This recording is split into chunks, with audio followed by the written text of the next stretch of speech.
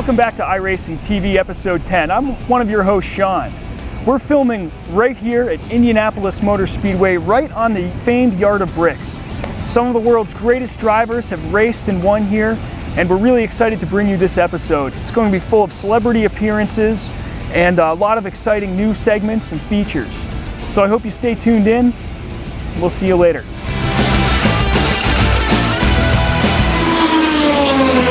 In this edition, we have upcoming build news, including driving aids, heat racing, and updates on future cars and tracks.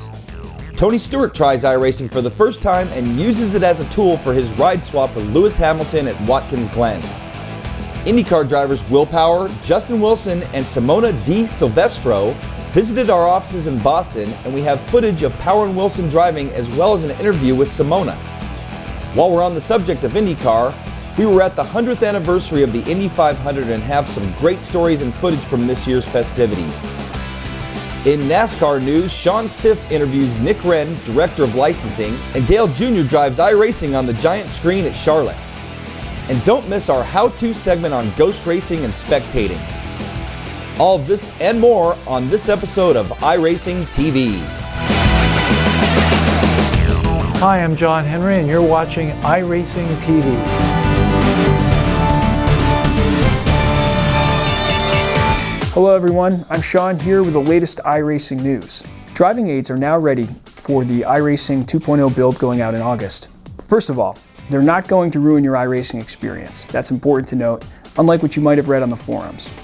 It's important to know also that they're only going to be featured on our rookie race cars, and that you can turn them on and off. The way the driving aids are going to work is that they're going to provide a driving line, first of all, and also throttle assistance and braking assistance. And you're going to be able to toggle those features on and off.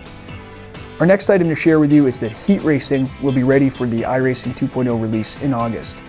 Heat racing is going to debut in hosted racing, so you'll have access to it there, and you'll be able to experiment with how that whole process works. And of course, as we get more details about it, we'll be sharing them with you on a future iRacing TV episode. By the time that you're watching this, the new Nationwide car is out with our latest tire model. Also, the guys are hard at work getting all of the rest of the race cars ready with the new tire model for iRacing 2.0, which is scheduled to come out in August. Another cool feature we're adding is chat functionality, which is basically modeled after what Facebook has done. You're going to be able to set your preferences and use chat as you would like it. It's going to appear in the lower part of the browser window of our website. And you're welcome to opt in or out of that as you choose. Next, we're working on a lot of content for iRacing 2.0 as well. And here's what we know so far. Iowa will be done, as will Suzuka. So you're going to have 2 new racetracks, which is really cool. And then also we're working on finishing up the Ford GT and the HPD LMP2 car. We hope to have those finished for 2.0, but at this time it might be a week or 2 after. But we'll keep you updated and of course share with you any screenshots or videos that we can gather up between now and then. To end today's news segment, we'd like to share some really cool footage that we captured of Tony Stewart and Lewis Hamilton at the Mobil 1 car swap that happened at Watkins Glen back in June. Where Tony Stewart and iRacing fit in is that he contacted us to get a membership and to do a little testing in preparation for his first time in a Formula 1 car. Anyway, it's going to be a really cool feature. We're excited to share that segment with you when it's done, and I hope you enjoy the footage coming up. Thanks again for watching iRacing News, and we will see you next time. Take care.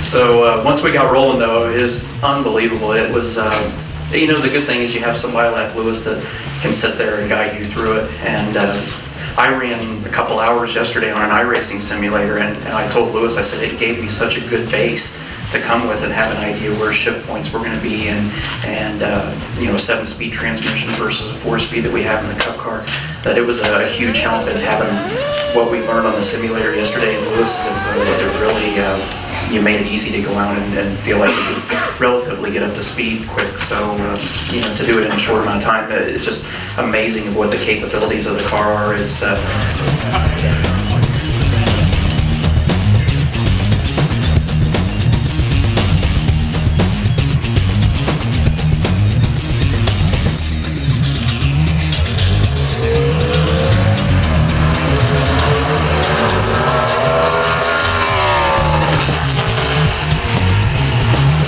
And then when I went in stock car, I was a little bit nervous as I was pulling away. I was thinking, I thought I was in the wrong gear or something because it sounded like the RPM was dropping quite a bit.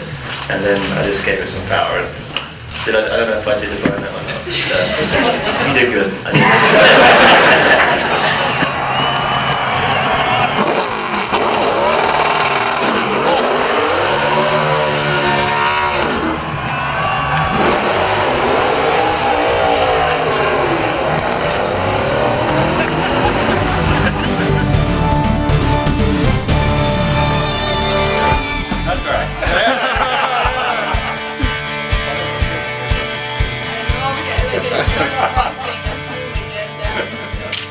It feels like this, I'm always like, oh my god, I really struggle. Well, the new tire model is going to make it a lot better because it's I a love lot more the forgiving. F1 car, it's so cool, Yeah. it's so much fun. It's so fast. It's mind-blowing how fast It these is. things are. Like when you downshift, you can't be as fast. It's like, Yeah. like, This is Greg Kelly, he's our VP of our practice. Low power. hey, So Greg kind of oversees all our art production stuff, so he can, what are you working on now? I'm just taking some screenshots. sit down. And then, because you guys will enjoy that, and then we'll have Bolton Park will be the next one after that.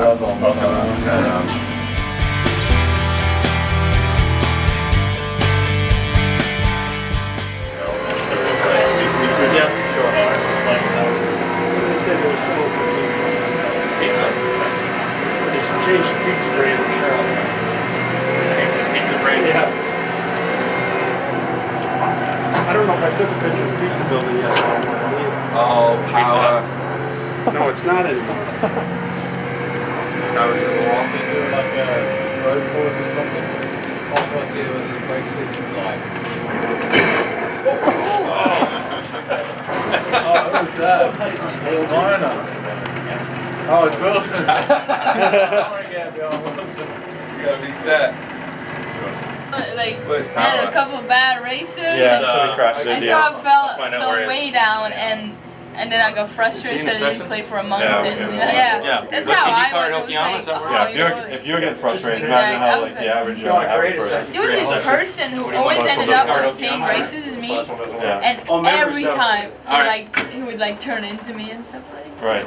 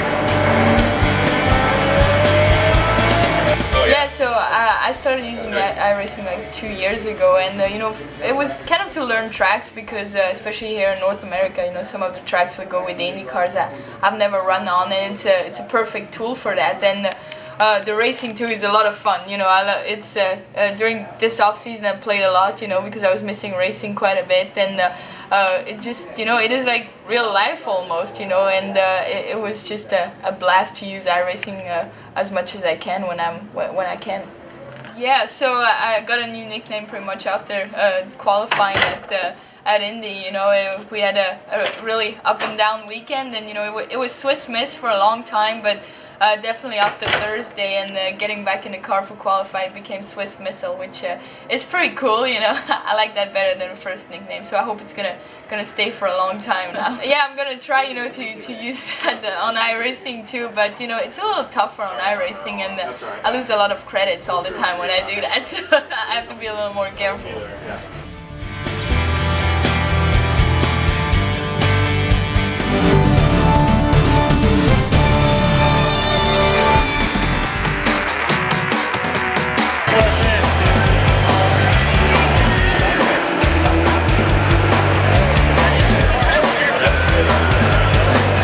.12:30 is the virtual Indy 500, so more than 1,000 have tried to qualify for this, and this is the best 33. That's correct. Somewhere around 1,000 people have tried to qualify, and the top 33 will be in this race. Okay, you can watch it anywhere in the video boards. We're actually here in MotoGP Garage 35 at the Pagoda Plaza, and we also have people coming through, and they're getting a chance to try right now and later on this afternoon. That's right. All day we'll be set up and come by, maybe give it a shot here in iRacing and do a few laps at Indianapolis. Kevin Bobbitt is with iRacing.com. Look for the virtual 500 coming up here at about 12:30. MotoGP 35 and all the video boards here around the Indianapolis Motor Speedway. And turn down onto pit road. Green flag flies and we are underway with the iRacing.com Indy 500 presented by Intel and Yanggu. Out to a huge start. A huge start is an understatement, Daryl. He's out by about 6 car lengths over Ron Black and John Penguin. Black takes second. It's Penguin back to third. Tim Doyle runs in fourth, and Marty Sponsler leading the freight train behind him in fifth.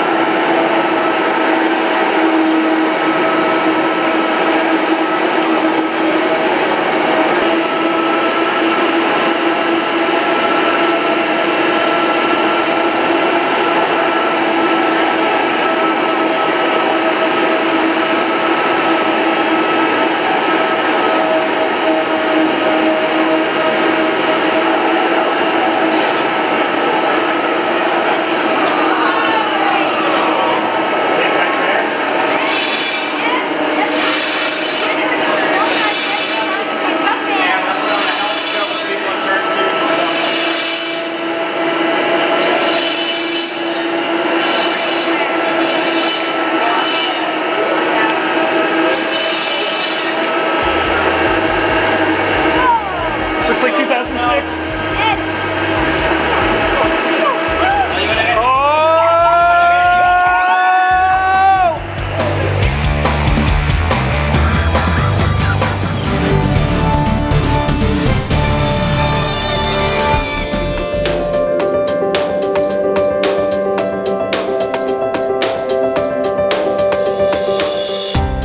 Welcome to iRacing TV. I'm your host Sean, and I'm here today with Nick Rend from NASCAR. He's the Director of Licensing. Welcome to the show, Nick. Sean, it's great to be here. Thank you for having me. What I'd like to do is just talk to you a little bit about your relationship with iRacing. Maybe you could discuss how this all came to be. Yeah, I mean, NASCAR and iRacing go way back to the Papyrus days when Dave Kemmer was running things over there, and you know, for better or for worse, we moved different directions as two different companies years ago, and little did we know that we would be back together in a partnership that was stronger than ever before, more realistic than ever before, and more relevant and pervasive than ever before. But the deal got started, and we met in June of 2009. It had been a meeting facilitated by Dale Earnhardt Jr. and Tony Gardner was there, and Dave and Steve Myers and John Henry, all the people and the players that are instrumental in bringing what you see around you to life every day. And it came to fruition really quickly, really naturally, and I think that's a testament to our brand and what we bring to sports sanctioning, specifically racing, and what iRacing does on the development side of things. Indeed, thank you. Mm-hmm. When this got together, was the intent always to have a top-level professional series where there would be prizes and be promoted jointly? Is that how this started? Absolutely. I mean, if you think about the business that we're in sanctioning auto racing, that's what we do. That's what we're professionals at. What iRacing does in the sim community, they're professional. There's nobody out there that does what they do, or there's nobody out there that can build a sim, facilitate a sim like iRacing can. So when you take NASCAR and you take iRacing and you put them together, you have very fertile ground for building online racing, championship online racing, racing for points, racing for honor, glory, prize money, the same things that everybody in the real world races for. Now you can do it from the comfort of your own home. Indeed. Were you pleased with the first season together and with the result? Yeah, I was blown away by it, to be honest with you. I think that we had an idea of where we thought the season would go, and watching it unfold, being a part of the races every other Tuesday night, and the fact that we had a European champion really underscored the fact that this is an international series with reach beyond the borders of the United States, you know, and barriers of entry that are very low for just about everybody that wants to get in and race in a NASCAR series. The driver from India participated. That's right, yep. Driver from England. So you're right, it did go international. And is that important for the kind of the future of our work together? Absolutely is. I think that anybody that's looking to grow their business is going to look for an audience to grow their business or to showcase their business or product or service in front of. And we feel like we have a great sport. We have a great form of racing that's open to everybody. It's a little hard to go out in your backyard and get in a stock car and run, 200 miles an hour around your house. And this partnership allows us to have recognize officially people's ability, their skills, their passion for NASCAR in the comfort of their home on really cutting edge, superior software.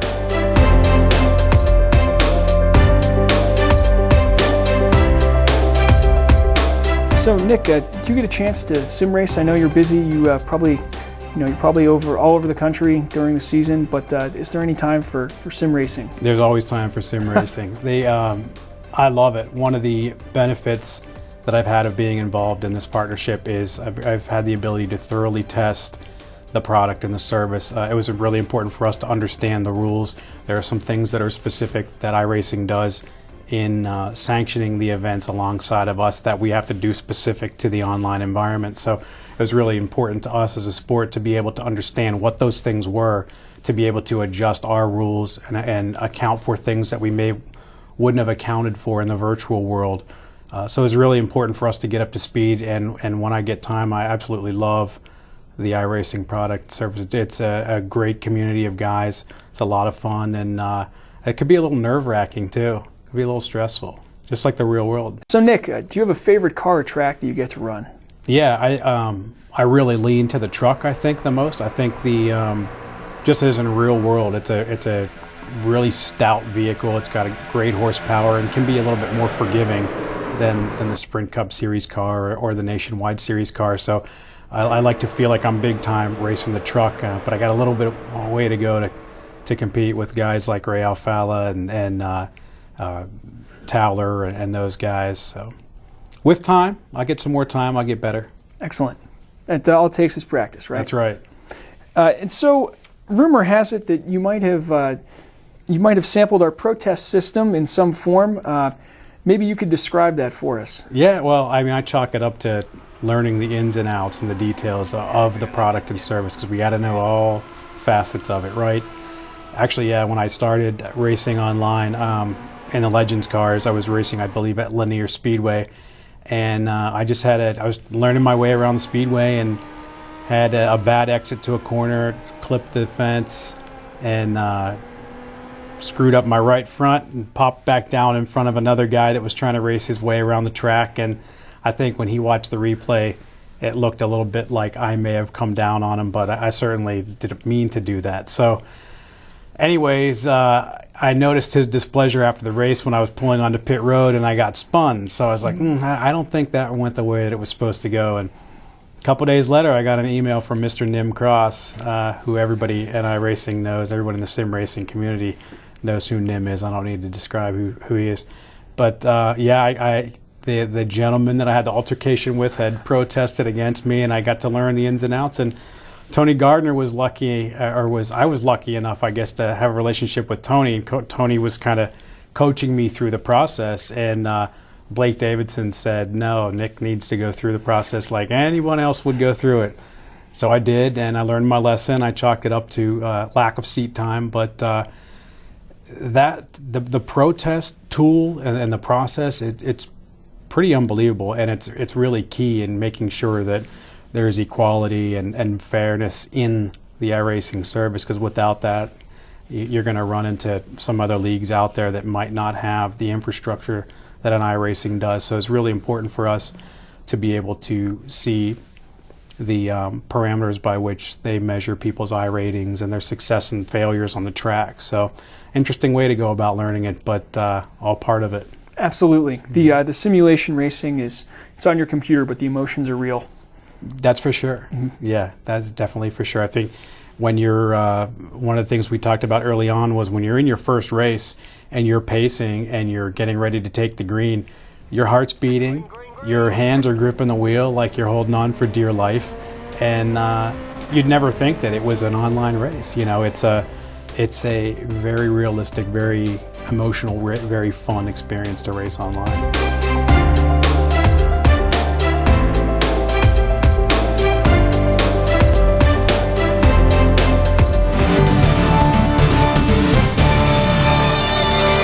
Hey, this is Dylan Hart Jr. and you're watching iRacing TV.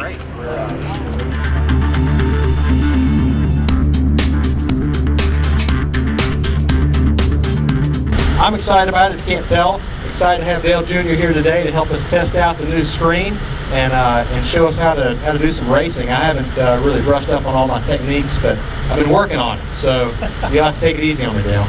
Yeah, I think this here's the basic model. You might be able to drive it without getting yourself into too much trouble. That's rough. I really want to thank everybody for having me out here today. Charlotte Motor Speedway is a special place in a lot of drivers' hearts, mine included. Here we are again today with another milestone with this screen here behind us, and I'm excited to be here today. And we're going to race the iRacing software on there and give everybody an idea what to expect when the real cars show up here for the event. And just look forward to it. So thanks for having me out today. And we're going to give this giant HD TV a spin. Now guys, when I say go, hit the red button, okay? We're going to do a countdown from 3 until we hit go. I want you guys to all join me, okay? Everybody ready? 3, 2, 1, go!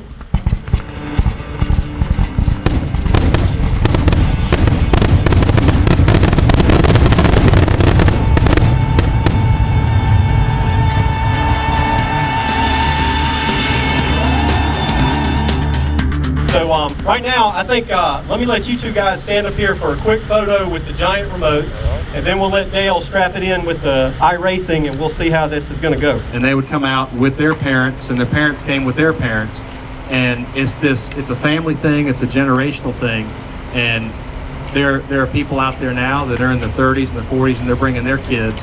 It's a really neat thing to be part of a family tradition, and you've gone from sitting on the hill in turns 1 and 2 to being in the car and racing around it. It's an amazing thing to think that you're doing that now, and there's so many people out here that were probably sitting around you that are still over on the hill, hanging out, having a good time, watching the race, and they brought their kids, and their kids are bringing their kids. It's a neat tradition.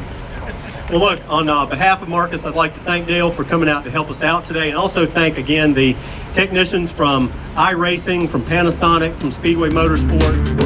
What I hope is, Charlotte Motor Speedway has always kind of set the standard in development, track development, for the improvements, and giving the fans a great ticket. And I think that it's good for the rest of our sport when these kind of things happen. I mean, it kind of steers the tracks in ways that it's going to work on out the process, where it helps you.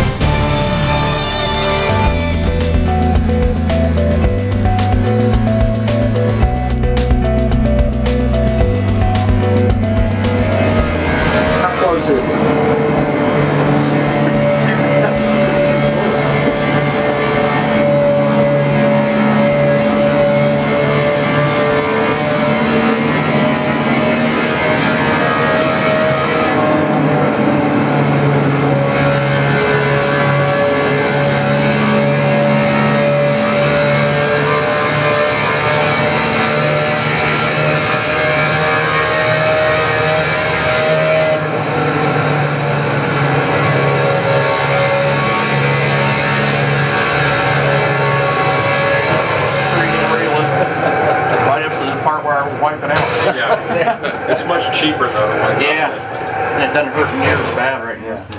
That's pretty amazing. Tell I'm getting outdated on video games nowadays. This is more than a game though. This is like a flight simulator. This is. They were saying that it takes them how many days to scan the track? It's 2 weeks. About 2 weeks. 2 weeks. Wow. To scan the 2 track. weeks to scan the track.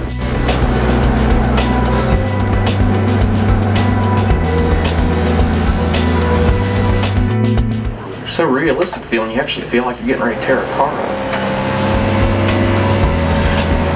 Does it feel, I mean, when you're not getting the seat of the pants kind of feel, is that a little disconcerting, but the wheel gives it to you? You know, you hear them talk about people that are deaf, that are, you know, they pick up more on their The other vision. sense, right. When you don't feel it through your butt, you feel it in your, the feedback in the wheels, what you start relying on. Gotcha. That's like that dirt track stuff we were talking about, the Wing Sprint Car game and the late model game. I mean, that's exactly what you drove off of, was that steering wheel and the feedback in it, and the tension in the wheel was telling you what the car was doing. So your eyes and your hands take the sensation of what the car is actually doing versus your gut telling you what's going on in your hands. And I'm like a kid, it's like, I mean, I used to sit there and play like 8-10 hour sessions on that sprint car deal running a season. Oh, really? I'd run like 6 or 8 races of the season, because you run practice, qualifying, heat race, and a main. Nice.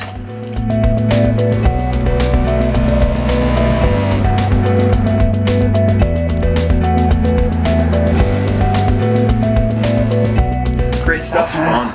I'd guess you've been sim racing for 5 or 10 years. Yeah. I'm kind of wishing, I'm thinking I've missed something the last 5 years. It's got a lot better. Yeah.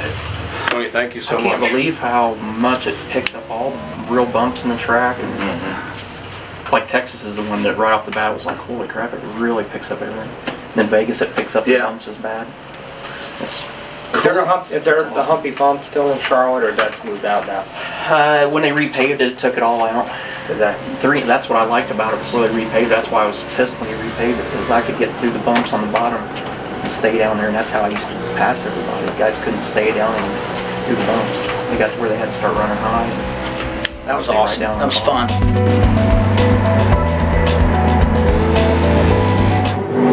It does in a real car too. It takes a lap to barely get there.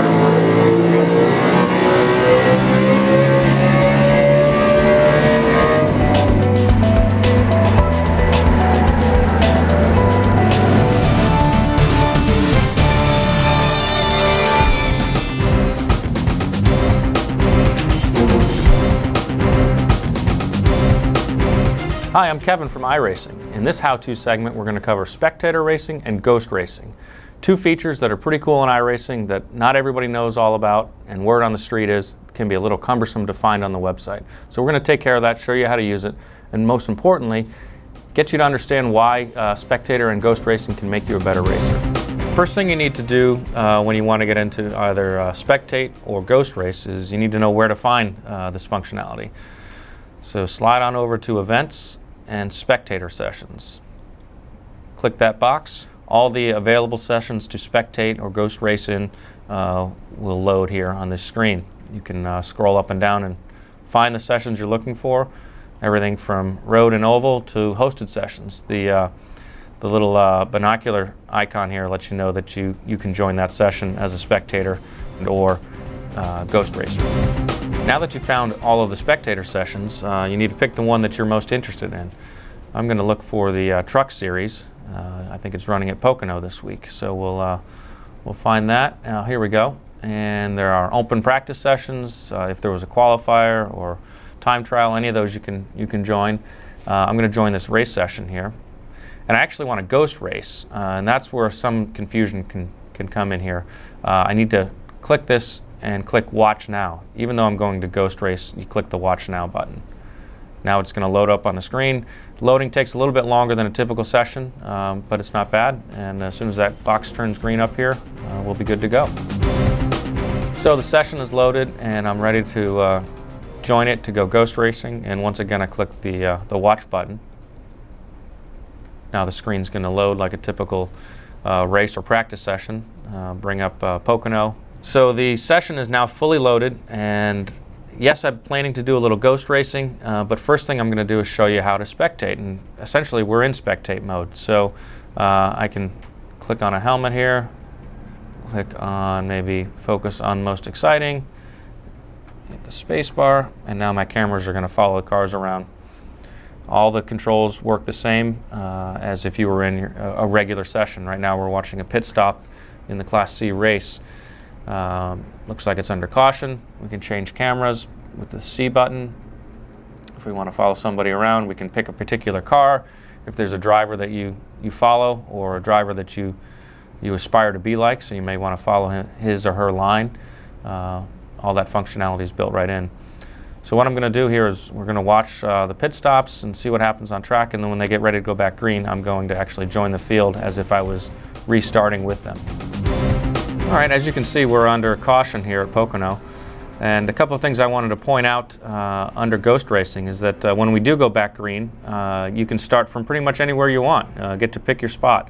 So right now I would be restarting from the back of the field in case I just wanted to see how things go. But you know, if I want to see if I can hang with the quick guys, no reason I can't just drive up to the front of the field. Don't even have to worry about missing cars.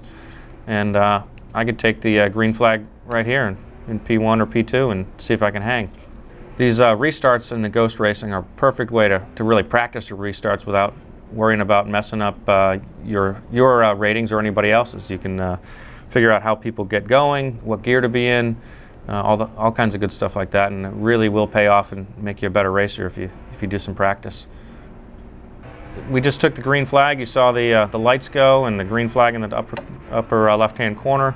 So it's just like you are in a real race. Notice that car just drove through me because he can't see me. But again, I didn't mess up anybody's race, and it's good practice for me. Great way to learn road courses as well. Watch somebody's line through a tricky corner that you can't seem to master. All kinds of great ways to learn from this. That wraps up our how-to segment on spectator and ghost racing. Thanks for watching. I hope you can use some of the things we went over today to become a better racer and have a little bit more fun in the iRacing service. Thanks for watching.